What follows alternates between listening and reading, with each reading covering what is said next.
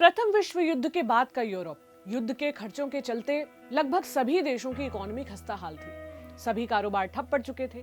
European देश Czechoslovakia की भी हालत बुरी थी। करेंसी 75% तक डी वैल्यू हो चुकी थी। देश में हर तरह का प्रोडक्शन रुक चुका था और बेरोजगारी पसरी हुई थी। लेकिन एक प्रोडक्ट था जिसका प्रोडक्शन नहीं रुक रहा था, बल्कि लोग उसे हाथों हाथ खरीद रहे थे। क्या था ये प्रोडक्ट? ये था जूता।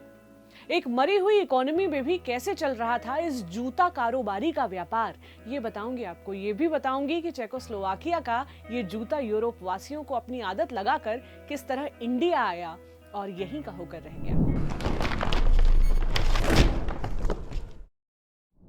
हाय, मेरा नाम प्रतीक्षा है और आप देख रहे हैं योर स्टोरी हिंदी का खास शो ब्रांड विदेशिया। वो शो है ये जिसमें हम उन विदेशी ब्रांड्स की कहानी सुनाते हैं जो भारत आने के बाद इतने भारतीय हो गए कि जाने कितनी पीढ़ियों का भरोसा बन गए। आज कहानी सुनेंगे बाटा की। बाटा कंपनी की शुरुआत 1894 में ज़्लिन शहर में हुई थी। उस वक्त ये ऑस्ट्रिया हंगरी का हिस्सा था, बाद में चेकोस्लोवाकिया कहलाया और आज इस देश को चेक रिपब्लिक कहते हैं। टोमास बाटा नाम के एक मोची ने इसे अपने भाई एंटोनिन और बहन एना के साथ शुरू किया। इस तरह कंपनी का नाम रखा गया T&A बाटा शू कंपनी। टोमास का परिवार कई साल से जूते सिलने के पेशे में था। शुरुआत 10 एम्प्लॉयज के साथ की गई। उस समय लोग चमड़े के जूते ही पहना करते थे, लेकिन बाटा परिवार के पास इतने पैसे नहीं थे कि वे इसकी लागत सह पाते, तो उन्होंने कैनवस के जूते बनाने शुरू किए। देखते ही देखते कैनवस के जूते खूब बिकने लगे। ये सस्ते तो थे ही, साथ ही आरामदायक भी थे। डिमांड बढ़ने लगी तो टोमास अमेरिका गए और नई टेक्नोलॉजी लेकर आए। भाप से चलने वाली इन मशीनों से अब ज्यादा जूते बनाए जा सकते थे। पहला विश्व युद्ध आते आते बाटा पूरे यूरोप के साथ मिडिल ईस्ट में भी जूते बेच रहा था और इनकी फैक्ट्रीज में हजारों मजदूर काम करने लगे थे। विश्व युद्ध के बाद जब यूरोप की इकोनॉमी लड़खड़ाई, बाटा ने अपने जूतों के दाम आधे कर दिए। बाटा के कर्मचारियों ने कंपनी के साथ वफादारी बरतते हुए 40% कम वेतन पर काम करना शुरू कर दिया। बदले में बाटा ने उन्हें रहने खाने की व्यवस्था, कपड़े और अन्य सुविधाएं आधे दामों पर देनी शुरू कर दी। साथ ही अपने मजदूरों को कंपनी के प्रॉफिट में हिस्सेदार बनाया। बाटा के इस कदम से जो उनके इक्के दुक्के कंपेटिटर्स थे वो बिजनेस से बाहर हो गए और बाटा फुटवेयर की दुनिया का बेताज बादशाह बन गया। टोमास बाटा कहा करते थे कि एक सक्सेसफुल कारोबारी वही हो सकता है जो ग्राहक के साथ साथ अपने कर्मचारियों का भी ख्याल रखे। बिजनेस की दुनिया में बाटा ने न सिर्फ प्रॉफिट शेयरिंग का कॉन्सेप्ट इंट्रोड्यूस किया, बल्कि मार्केटिंग के लिए 99 पर खत्म होने वाले दामों की शुरुआत की। यानी किसी चीज को 200 की न बेचकर अगर 199 में बेचा जाए तो ग्राहक उस ओर ज्यादा आकर्षित होंगे। ये तो थी बाटा की शुरुआती कहानी। अब सवाल ये कि इस ब्रांड का इंडिया कैसे आना हुआ। फोर्ब्स की एक रिपोर्ट के मुताबिक टोमास बाटा का 1920 के दशक में इंडिया आना हुआ। वजह यह थी कि इंडिया में रबर और लेदर जो उनके जूतों में इस्तेमाल होता था, सस्ते में मिल जाता था यहाँ।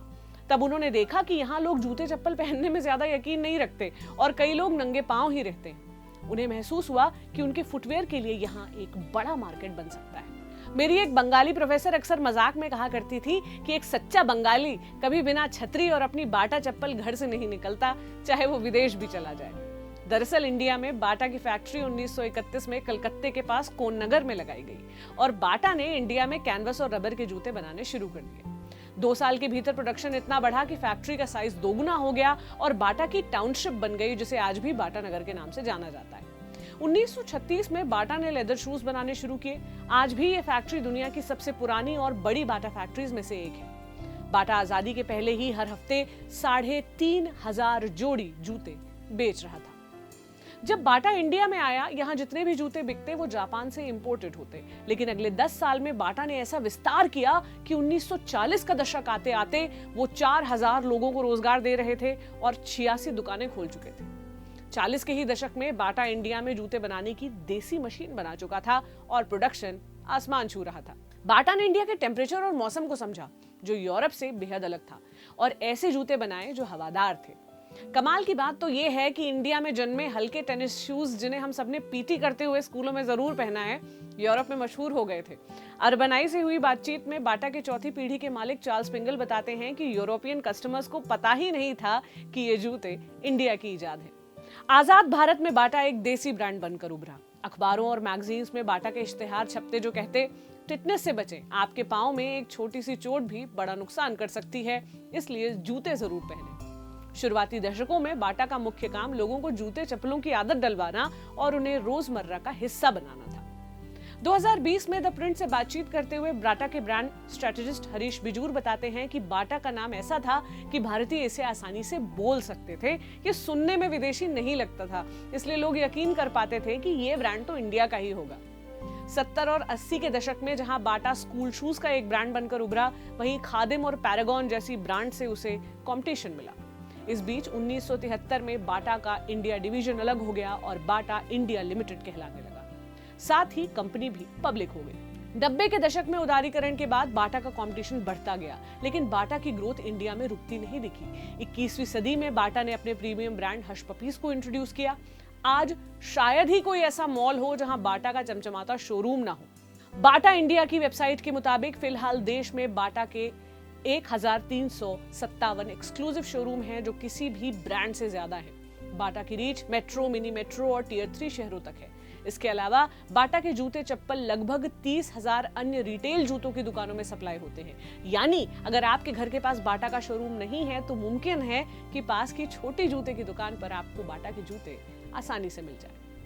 बाटा के पोर्टफोलियो में 20 से ज्यादा ब्रांड्स और लेबल्स शामिल हैं, जिनमें हश पपीज के अलावा north star, power, bubble gamers और देश के सबसे पुराने संदक सैंडल्स शामिल हैं। आपकी भी कोई बाटा मेमोरी जरूर होगी, उसे शेयर करें कमेंट बॉक्स में।